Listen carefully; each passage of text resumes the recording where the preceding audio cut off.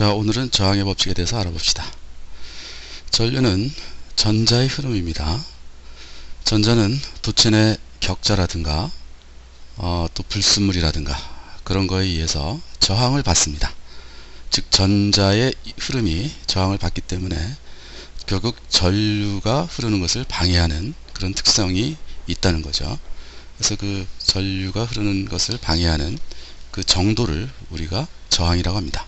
그래서 저항은 단위는 오음이라고 얘기를 하고요. 그 유명한 오음의 법칙은 바로 V = IR, 바로 이겁니다. 가해준 전압 그리고 전류의 관계는 저항에 의해서 결정된다. 바로 그런 것이죠. 그래서 1오음은 1V의 전압을 가했을 때 1A 를 흐르는 저항을 만드는 저항이 바로 1오음이 되겠습니다. 그리고 이런 전류의 흐름을 방해하기 때문에 결국 에너지가 필요한데 전자 쪽에서 에너지는 이렇게 표시할 수 있습니다. 지금 한쪽에 전기장을 걸었다고 합시다. 그리고 여기서부터 여기까지가 V의 전압이 걸려 있다고 하고 여기에 플러스 Q인 전하가 있다고 합시다. 그래서 똑같은 플러스 전하를 띠기 때문에 여기 전하를 여기까지 옮기는데 우리가 에너지가 필요합니다. 에너지. 그래서 이 에너지는 얼마냐 하면 바로 여기 가해준 전압이 V고 전하가 Q라고 그러면 이 에너지는 Q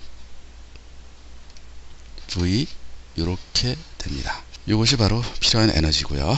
그래서 이 단위가 어떻게 되냐 하면 이것이 쿨룸으로 표시가 되고 이것이 단위가 볼트일 때는 에너지는 줄로 계산이 되게 모든 것을 설정을 해 두었습니다.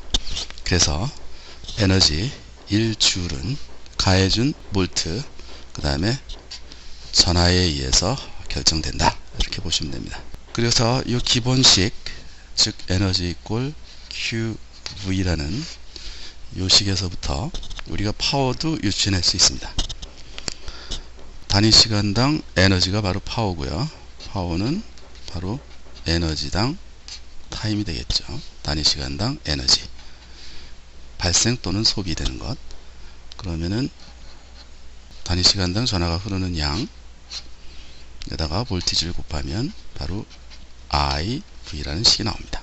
즉 파워는 어떤 저항에 흐르는 전류 거기에 그 저항에 걸려있는 전압을 곱하면 바로 파워가 된다는 것이죠. 그래서 오음의 법칙을 그대로 적용을 하면 VI에다가 V 대신 IR 값 요것을 넣으면 I 자승 R이 되고 또는 I 대신 V를 넣으면 R분의 V 자승이 되게 되어 있습니다. 오음의 법칙을 간단히 응용해 보도록 합시다. 어떤 저항이 있고 저항에 걸려져 있는 전압이 V라고 하면 흐르는 전류는 얼마냐면 I = V 나누기 R 해서 이 값이 바로 전류가 되겠습니다. 거꾸로 우리가 전류 값을 알고 저항 값을 안다 그러면 이 저항에 걸려있는 전압은 우리가 V = IR로 우리가 구할 수가 있습니다. 그리고 파워는 이 저항에 걸려있는 볼티지를 우리가 알고 전압을 알고 흐르는 전류 값을 안다고 치면 파워는 흐르는 전류 값 그 다음에 가해준 전압에 의해서 결정되고 V = IR 그 식을 이용하면 우리가 이 파워를 구할 수가 있습니다. 그래서 예를 보면 여기에 100오음의 저항이 있고 가해준 전압이 12V다. 그러면 흐르는 전류는 얼마인가? 12V에다가 105오음을 나눠주면 120mA가 나옵니다. 그래서 흐르는 전류가 120mA고 모든 에너지가 열로 바뀐다고 치면 그 열은 얼마냐 하면 저항과 전압을 알고 있기 때문에 전압 자승 나누기 105오hm 그래서 1.44W가 나오게 됩니다. 우리가 전류를 구하고 저항값을 알아서 구할 때도 똑같은 결과를 다 얻을 수가 있습니다. 만약에 우리가 저항값을 조절할 수 있다 그러면 가변 저항을 사용한다고 치면 회로를 이렇게 구성할 수가 있습니다. 즉 가변 저항이 여기 있어서 우리가 마음대로 저항을 조절할 수 있고, 가해준 전압이 5V라고 하면 이때 가변 저항에서 발생되는 열, 물론 이 경우도 모든 에너지가 열로 발생한다고 치면 발생되는 에너지와 저항과의 관계를 구할 수가 있습니다. 일단 오음의 법칙에 의해서 전류를 구할 수가 있습니다. 이렇게 I = VR. 그래서 저항값을 점점 늘리면 흐르는 전류값은 떨어지고요. 저항값 낮추면 낮출수록 흐르는 전류값은 높아지게 됩니다. 그래서 만약에 저항이 제로다 그러면 무한대의 전류가 흐르게 되어 있습니다. 그럼 파워는 어떻게 되느냐? 볼티지를 알고 우리가 저항값을 바꾸기 때문에 볼티지의 값이 V자승 이렇게 정해져 있고, R 값을 변화시키면 바로 V자승 나누기 R이 파워가 됩니다. 그래서 저항값이 점점 늘면 늘수록 발생되는 파워는 점점 줄게 되고, 저항값을 줄게 되면은 파워는 점점 늘게 됩니다. 그래서 만약에 저항이 제로라 그러면 파워는 무한대 값을 갖겠죠. 저항이 직렬로 연결되어 있을 경우 R1, R2, R3, R4가 이렇게 연결되어 있을 때 이 전체의 저항값은 어떻게 되느냐? 각 저항의 합으로 주어지게 됩니다. 근데 만약에 저항이 병렬로 이렇게 연결이 되어 있을 경우 이 병렬도 연결된 저항의 전체 값은 얼마가 되느냐? 그것은 R 토탈분의 1은 R1분의 1, R2분의 1, R3분의 1, R4분의 1이라는 이 시기에서 우리가 구할 수가 있습니다. 결국 R 토탈은 이렇게 주어지게 됩니다. 디지털 멀티미터를 여러분들이 이제 쓸 겁니다. 디지털 멀티미터는 볼트를 측정하고 또는 전류를 측정하고 저항을 측정할 수 있는 장치가 되겠습니다. 다이오드에 대해서 말씀드리겠습니다. 다이오드는 한 방향으로만 전류가 흐르게 하는 장치입니다. 그 모양은 이런 식으로 되어 있습니다.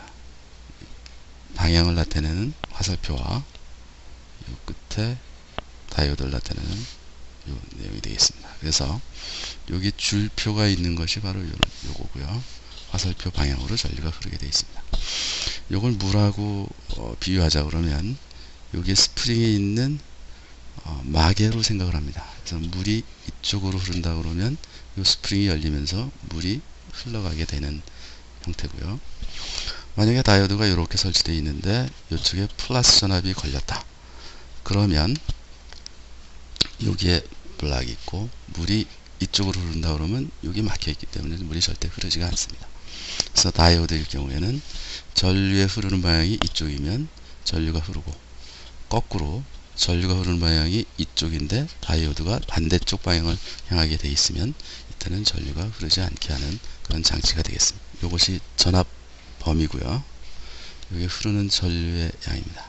다이오드가 흐르는 전류 방향으로 여기가 고전압 마이너스 전압에서 전압을 가하면 이때는 상당히 많은 전류가 흐르게 되어 있습니다. 하지만 반대쪽으로 전압을 가하면, 지금 이 경우죠.